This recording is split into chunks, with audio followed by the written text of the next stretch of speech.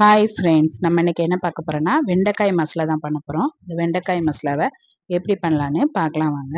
மசாலா பண்ணுறதுக்கு அடுப்பில் கடாய் வச்சு 1 ஸ்பூன் அளவுக்கு ஆயில் விட்டுருக்கேன். ஆயில் சூடானதும் கட் பண்ண வெண்டைக்காய் சேர்த்துக்கலாம்.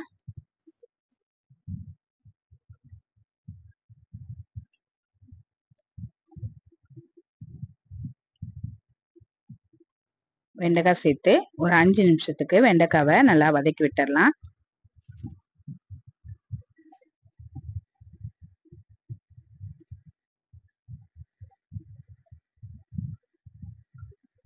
வெண்டைக்காய் நல்லா வதங்கினதும் எடுத்து தனியாக ஒரு பிளேட்டில் மாற்றி வச்சிடலாம்.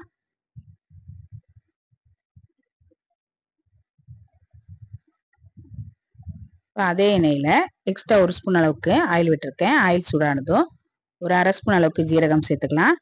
ஜீரகம் பொரிஞ்சதும் ஒரு பெரிய வெங்காயத்தை பொடியாக கட் பண்ணி போட்டுக்கலாம். கொஞ்சமாக கருவேப்பிலை எல்லாம் சேர்த்து வெங்காயத்தை நல்லா வதக்கி விட்டுறலாம்.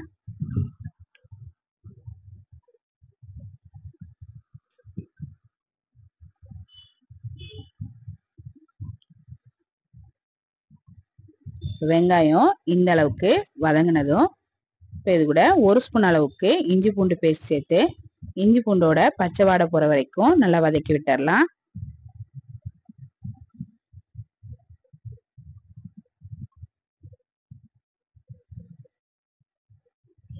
இப்போ இது கூட 2 தக்காளியை மிக்சியில் போட்டு அரைச்சி எடுத்து வச்சுருக்கேன். இப்போ தக்காளி சேர்த்துக்கலாம். தக்காளி சேர்த்து ஒரு 2 நிமிஷத்துக்கு நல்லா வதக்கி விட்டுறலாம்.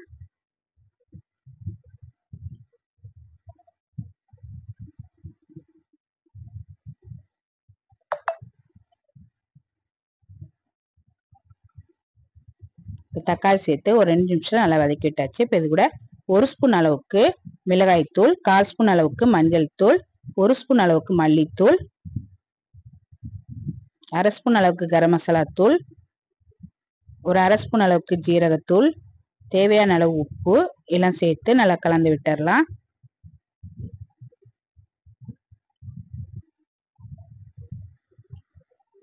இப்போ இது கூட ஒரு 2 ஸ்பூன் அளவுக்கு தயிர் சேர்த்துக்கலாம்.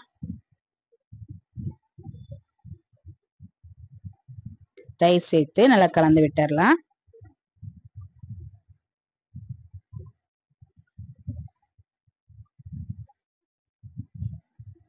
இது கூட 1 டம்ளர் அளவுக்கு தண்ணி சேர்த்து கலந்து விட்டுறலாம்.